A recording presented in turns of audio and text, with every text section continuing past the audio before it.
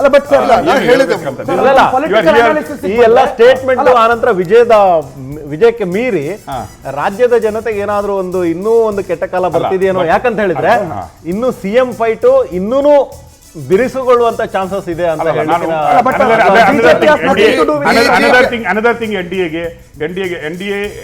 here it is Jharkhand ಅಲ್ಲಿ ಅವ್ರು ಇರ್ಲಿಲ್ಲ ಈಗ again they are not gaining ಅಂತ ಇದ್ರು Maharashtra that trend it is setting nation trend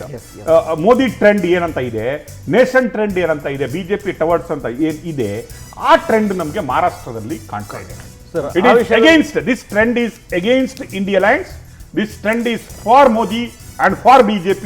for nation ಅಂತ ಆ ಟ್ರೆಂಡ್ ಅಲ್ಲಿ ಕಾಣ್ತಾ ಇದೆ ಶಿವಸೇನಾ ಇವರು ಉದ್ಧವ್ ಠಾಕ್ರೆ ಇದಾರಲ್ಲ ಅವರು ಹಿಂದುತ್ವ ವಿರೋಧಿ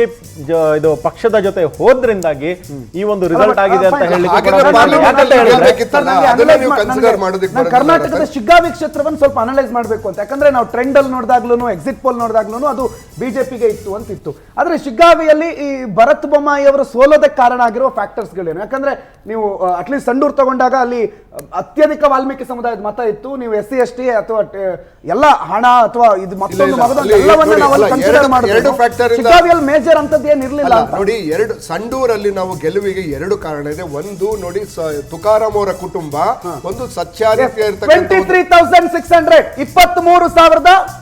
23,200 ಓಟ್ಗಳ ಲೀಡು ಯೋಗೇಶ್ವರ್ ಚನ್ನಪಟ್ಟಣದಲ್ಲಿ 23,000 ಮತಗಳ ಅಂತರದಿಂದ ಯೋಗೇಶ್ವರ್ ಲೀಡಲ್ಲಿದ್ದಾರೆ ಇಲ್ಲಿ ಐ ಅಪ್ರಿಷಿಯೇಟ್ ಯೋಗೇಶ್ವರ್ ನನಗೆ ಪರ್ಸನಲ್ ಗೊತ್ತು ನಾನು ಫೋನ್ ಮಾಡಿದ್ದೆ ಅವ್ರಿಗೆ ಎಲೆಕ್ಷನ್ ನಂತರ ಅವರೊಂದು ಸ್ಟೇಟ್ಮೆಂಟ್ ನೋಡಿದ್ರು ಅವರೊಂದು ಸ್ಟೇಟ್ಮೆಂಟ್ ಹಾಕಿದ್ರು ಜಮೀರಿಂದ ನಾನು ಸೋಲ್ತೀನಿ ಅಂತ ಒಂದು ಸ್ಟೇಟ್ಮೆಂಟ್ ಕೊಟ್ಟರು ಎಲ್ಲರೂ ಕುಗ್ಗಿದ್ದ ಯೋಗೇಶ್ವರೇ